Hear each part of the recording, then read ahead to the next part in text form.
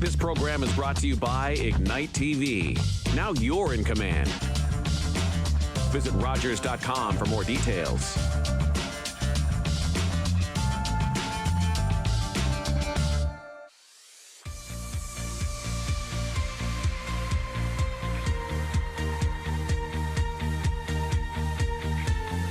Welcome to Community Close-Up. I'm your host, Sharen Skelly, and today's guest is Richard Yves-Sitoski, and Richard is the Poet Laureate of Owen Sound. Welcome, Richard. Oh, hi, Sharen. I love being on your show. Richard is in London today. He got out of town. That's right.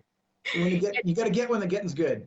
Yeah, it's unusual to get out of town these days, so, you're lucky. Now, we're going to talk about quite a bit today. Over the last, I guess it's 2 years, the pandemic, a lot of things have happened, and they've not all been very kind to mankind, humankind. Just the pandemic itself, COVID-19, has been brutal to a lot of people. A lot of people have been stricken with the virus. They've got long-term conditions, long-term effects from the virus. A lot of people have died, and so they've been mourning the loss of family, friends. A lot of people have lost their jobs, businesses. So it's been brutal for a lot of people. And then, of course, there's been the lashing out of people, not happy with the mandates of having to wear masks, having to close down businesses. People haven't been happy about that, so they've been protesting, and they've been unhappy about that, and then people have been unhappy at the protesters, so there's been a lot of back and forth with that. Then we had Black Lives Matter, of course, during all of that, and people have been sort of relieved to see that finally people are realizing that social justice should be in the forefront, but then there have been a lot of people that aren't happy with that. Then we had the residential schools and all of the issues that go along with that. And then lately, we've had war break out in the Ukraine.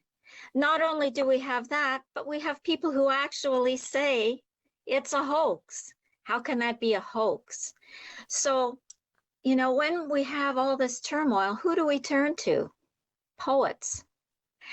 It's been eternal that we've turned to the arts for comfort. We've turned to writers, poets, visual artists. Of course, we've turned to filmmakers, documentary makers, and of course, we turn to newsmakers and the mainstream media, who, of course, we know are evil at this time. They are the devil incarnate.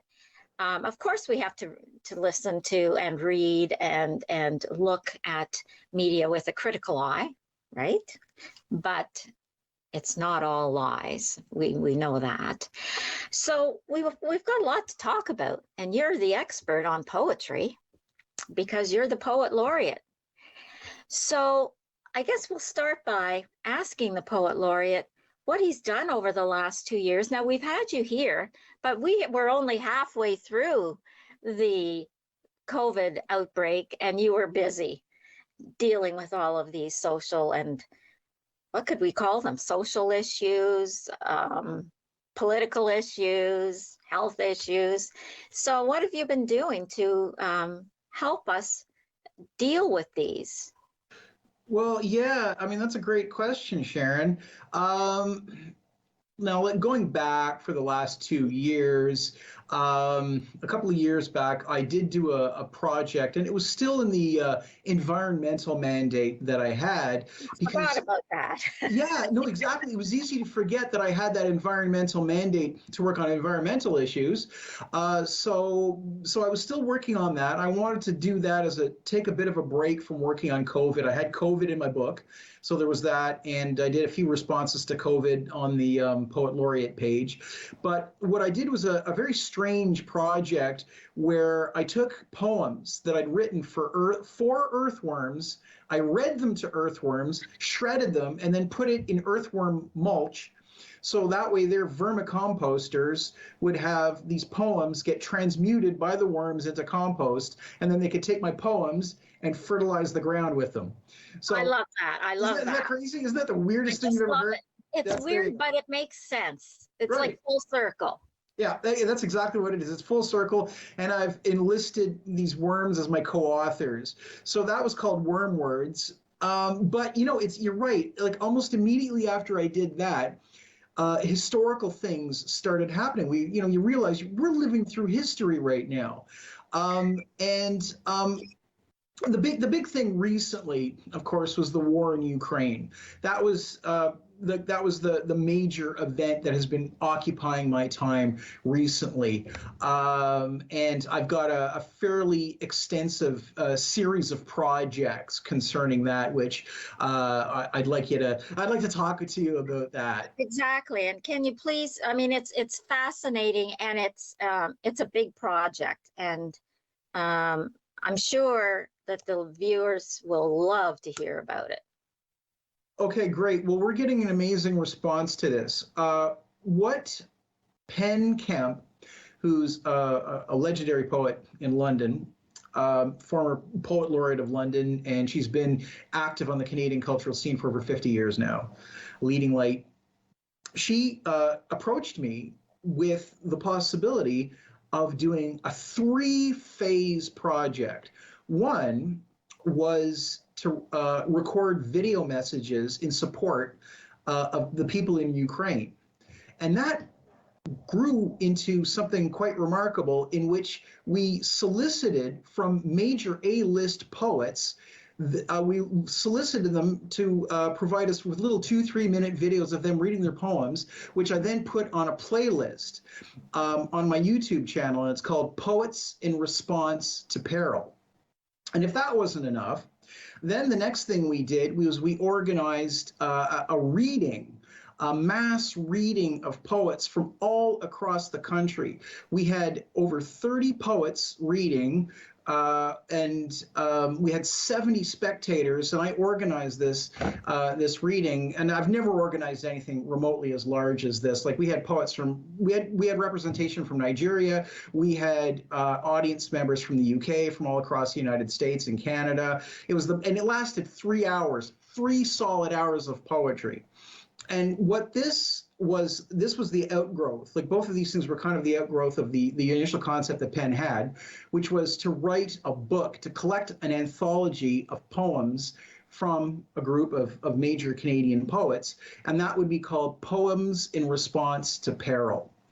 And that's what we did, and it's in support of the effort in Ukraine. It's Canadian poets in support of in solidarity with the people of Ukraine. And there's going to be the book.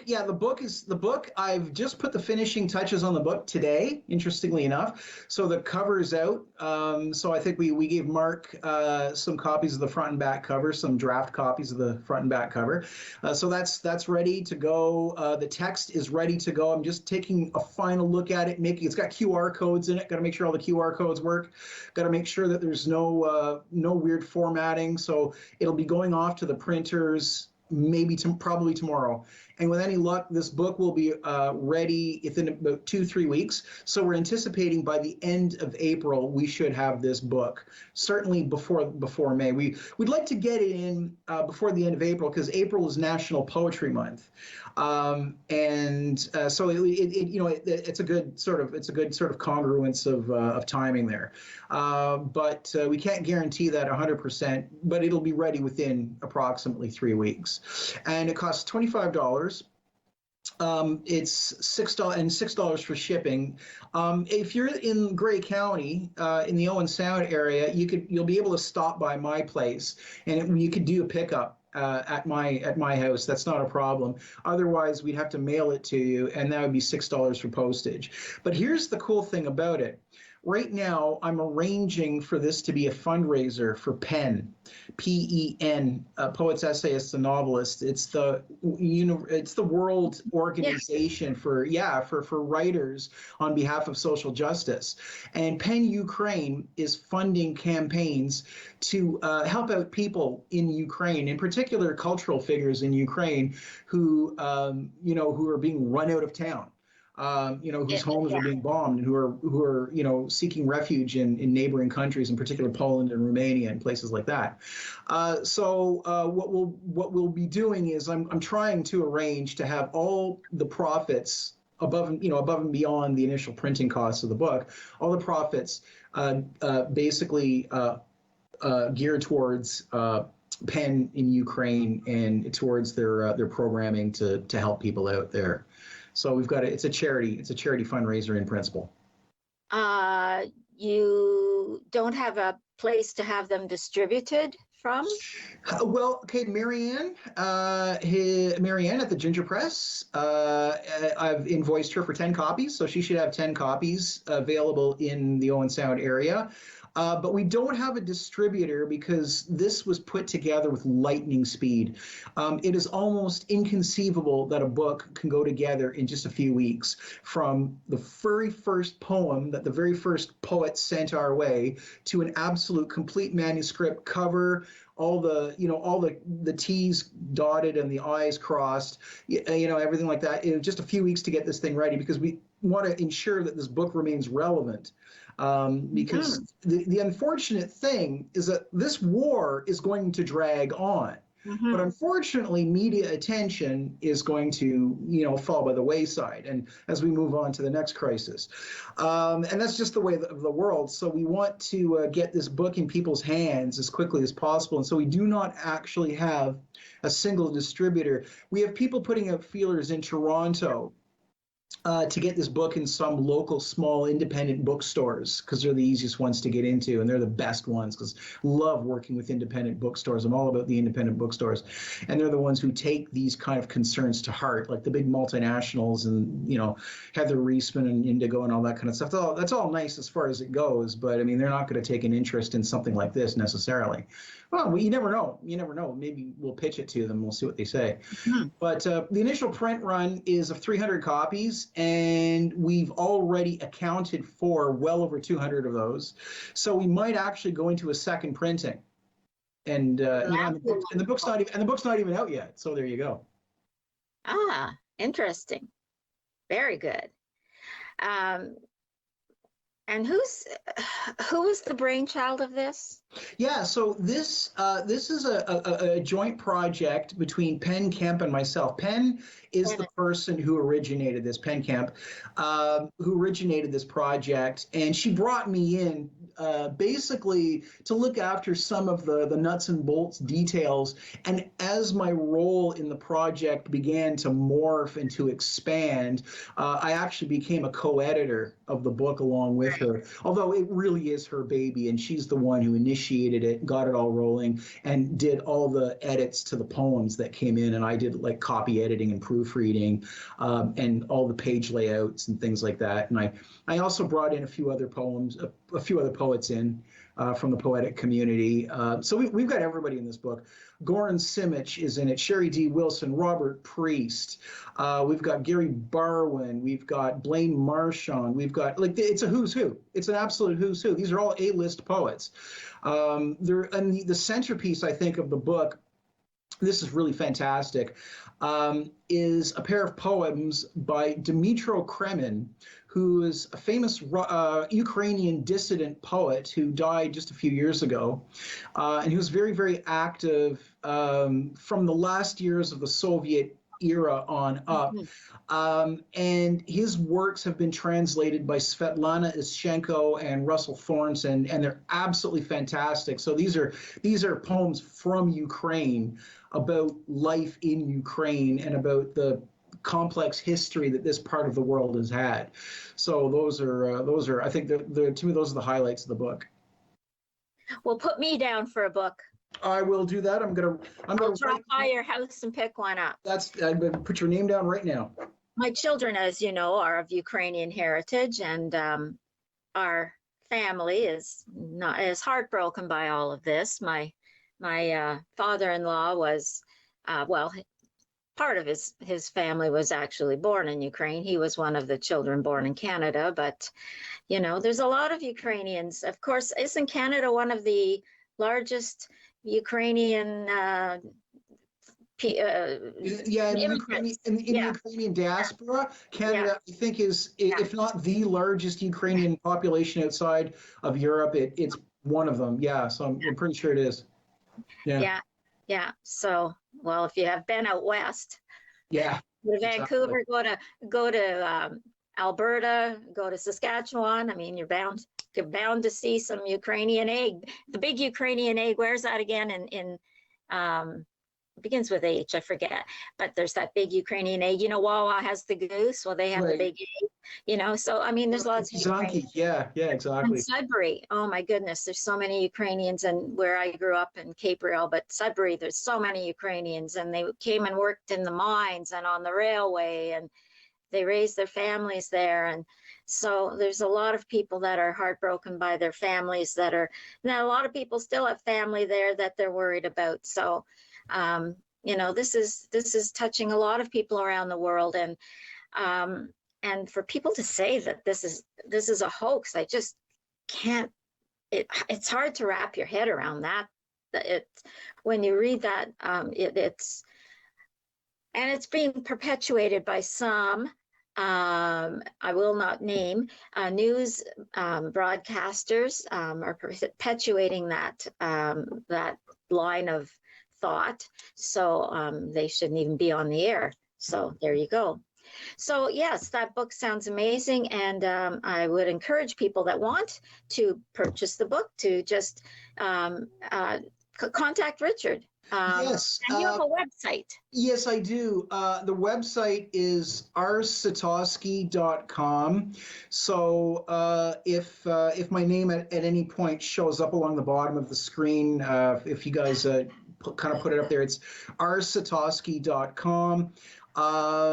And you can contact me that way. It's probably even better if you just email me straight away. So r_SITOSKI@yahoo.ca. And I'm looking after the purchasing right now for the book. So I'm doing all the sales for it.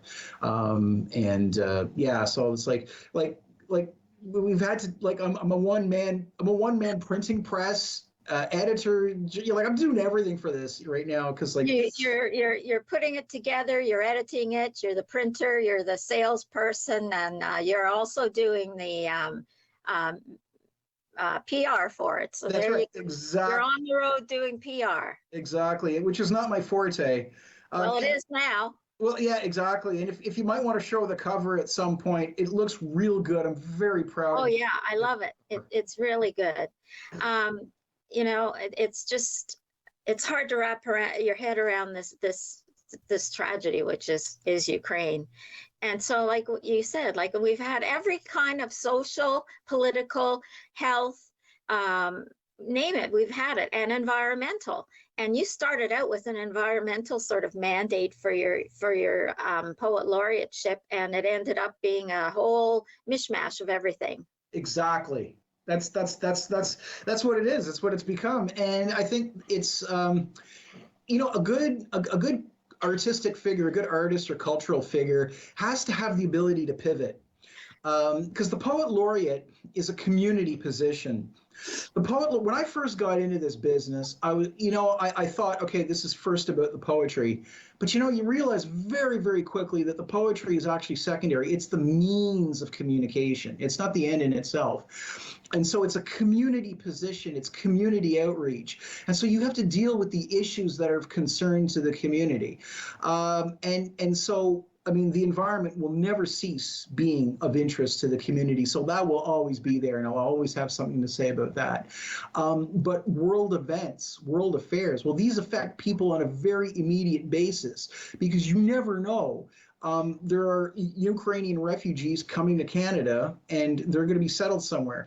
And let's open this up. okay, let's open this up and let's admit that the Ukrainian war has overshadowed all the other wars in the world right now. And there's several reasons for this. Well, look, it's in Europe. And most of North America, is culturally very Europe-focused, Eurocentric. Okay, so we have a tendency to look more at this and see it a little bit, it's a bit more prominent. But we seem to have forgotten then, what about Syria? What about, the aftermath of what we've done in Afghanistan? We haven't cleaned that up. What about Yemen and places like that, Eritrea? All these things, this is still happening and this is important. And we're not doing much about this. And so that has to be taken into consideration as well. And we address this in the preface to the book when we talk about how we're dealing with the war in Ukraine, but we're hoping that this serves to catalyze people and galvanize people to take a stance on other situations of injustice, of tribulation, of chaos, of warfare, and of trauma. Oh, exactly. Of course, war, and this reminds me so much of the 90s, Remember Bosnia, Herzegovina. Right. Oh, it's almost a mirror looking at it. It's just terrible. Croatia, Serbia, it's just almost exactly the same. And we know what the outcome of that was. No, and that's the thing. I mean, it's pretty darn clear that the Russians are in to stay. And the longer they stay, the more they're going to make a mess of things. And their strategy has been extremely dirty. And this is history. It's one thing, because I've studied history formally, and I think there's one lesson that I think I've learned from studying history, is that peace is a privilege. Peace is a privilege. Yes, it's a sad lesson. It's a harsh lesson, but I think peace is a privilege. It definitely is a privilege. So when does your poet laureateship end? When is there a new poet laureate, not appointed, but what do you? Well, I don't know if it's actually selected. I guess we'll use the term selected. That'll be autumn of 2023. So my term has been extended twice. By a year each time, and that's because of just the sheer discombobulation of what's been going on in the world. So they figured it would be best just to let me just keep right on running with the ball, and keep doing what I'm doing, and also, and one of the reasons for that too is because I haven't had a chance to do a lot of programming. Fortunately, I do have a workshop coming up with CMHA, so I'm starting to do things in the community, and that's looking good. I was approached by Alexander's school, and I had to turn them down because of certain personal matters, which is unfortunate. So I'm kind of hoping that I can do something with them maybe a little later in the season, maybe in May or something like that. So little by little, this kind of thing is starting to happen. But guess what? It's wave number 6 of COVID. I know. So Omicron hasn't let us go. It's got us by the cuff of the pants, and it's just yanking the bulldog. So we don't know where this is headed, and the infectiousness of the 6th wave is drastically greater than some of the infectious level of previous waves, and so I don't know what that is going to mean in terms of provincial health regulations and what the COVID task force table is going to tell us. So I don't know. Do they still have one? Well, and that's the thing, because they're no longer testing the way they used to, and now certain communities have to come up with creative ways to maintain their statistics. So I know the Grey Bruce Public Health Unit, I think, has pretty much given up, but in London here, what they've done is they're actually testing sewer water. Yes, because what they can do is they can extrapolate from wastewater, and they can extrapolate which I think it would stand to reason that maybe somebody in Grey Bruce would want to sort of do something like that, just so we actually know what we're dealing with here. Well, if you go on the TVO Twitter, I've been following John Michael McGrath since the beginning of the COVID outbreak, and he's an excellent, excellent reporter, and he must have a degree in stats, or if he doesn't, he has an honorary degree now. Every day since COVID started, he must go to bed at night with nightmares of numbers in his brain, and he's just an amazing, amazing statistician. And he reports on the numbers and percentages of all of Ontario with COVID. And he's just fantastic. And at the end, he tells you the numbers of COVID cases per day. And he still reports on them. I don't know where he gets them, but he does. And he does Grey Bruce all through, and he does Grey Bruce in there. And I'll tell you, Grey Bruce still has high numbers. I don't know where he's getting them, but he reports them. So I follow John Michael McGrath every day on TVO. And he's fantastic. I highly recommend him. Shout out to him. And he only took 2 days off, I think, for Christmas this year. Yeah, and so he's fantastic. I don't know. He has a small child, and I think he took a day off just to spend some time with the child at Christmas. But he's been doing that selflessly for us. And yeah, he's reporting the numbers, and he's convinced it's not done yet. So see, there you've got more work. That's right. So, but you'll be able to get out and about. But you've done such remarkable work throughout this whole, what can we call it, these last 2 years? It's been an enigma wrapped in a, what is it? Wrapped inside a question, inside a mystery, inside a, yeah, I don't know. Inside a Ritz cracker box. I don't know. Whenever we go to therapy, not that I've been to therapy, but whenever you go to a therapist, they tell you, what's the first thing they tell you to do? Journal, write things down. So see, you're doing therapy for us all. They tell you to write your feelings down, and you're just doing that collectively for everybody throughout these last 2.5 years. You're being our therapist. You're being our poetic therapist. And I think, well, speaking about that, could I leave you with a poem? Because we've got yes. 2 minutes left. Okay, yeah. So I'll leave you with a little thing I like to call the violinist of Kiev. Oh, okay. Okay. My fiddle enchants bus shelters and pigeons, Orpheus-wise, summons journalists who bend and sway. Even the conscripts' rifles twist to listen. If I stop to look behind at what's become of home, the inverse of music will unbuild us all and leave the world violently quiet. Oh, is that in your book? It's in the, yeah, that one. No, that one's in a different book. That one actually showed up in somebody else's Ukraine anthology. There's just so much of this going on right now. Oh, that's beautiful. Sadly beautiful. Is that a word? Oh, that's a dichotomy. Sadly beautiful.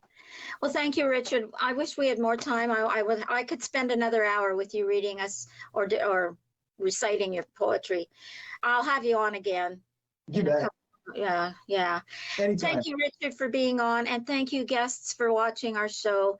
And join us again here on Community Close-Up. And remember, it's your community, so take part and be safe. Wear a mask if you so desire, and get vaccinated, please. Join us again here on Rogers TV.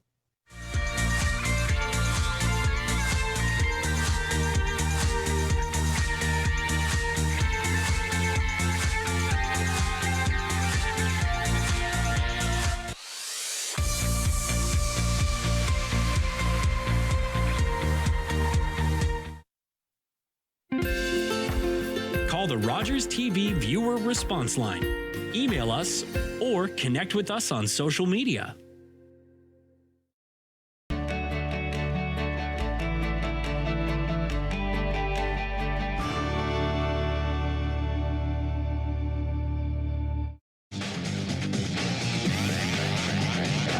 Barlow. I'm a right winger with the Owen Sound Attack. Get great OHL action on Rogers TV as we bring you Owen Sound Attack games live, both home and away. Calling all journalism students, Omni Television is once again awarding scholarships to qualified students pursuing a career in third language journalism. When I found out